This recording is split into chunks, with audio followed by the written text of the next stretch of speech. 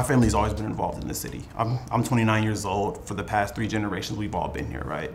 So I've gotten to see in real time the changes that have happened in the community where we were all together and we were all brought apart and we were all co-opted and just accepting the way things are now. Albina has always been a beacon for Black people.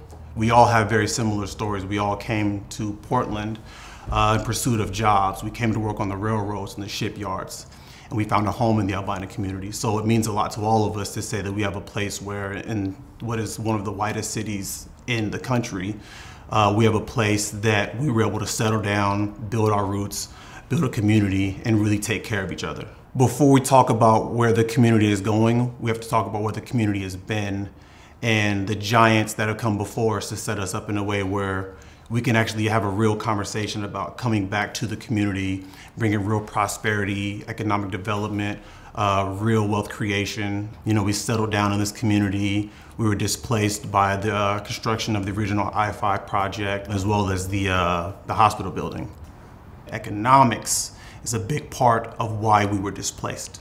So there are a lot of things. It's not just the highway expansion that got us to where we are now. It is a big part of it, but we have to factor in everything else that came alongside of that before we can have a real conversation. Raymore has been here for 20 years, and our job is not to do what's already been done, but to stand on the shoulders of those giants and again do what's never been done before. But the only way to do that is if you really care about people, if you really care about community. And you have to understand the kingdom principle is that when I win, we all win, and when I lose, we all lose. So we all have to share in whatever it is that we obtain, and we have to make sure that any resources that we have, we don't take it as say that this is only enough for me, you know, y'all have to figure it out, but there's enough for all of us out here.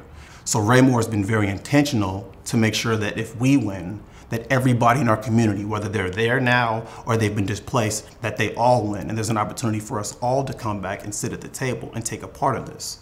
So we have to understand how economics can bring us together, but we also have to start having difficult conversations. Regardless of how people feel about it, ODOT has been very intentional in bringing people to the table. What I want young people to see is that the way that things have been set now are not the way that things need to continue to be. At the end of the day, what are we? Members of this community. We're all members of the Albina community.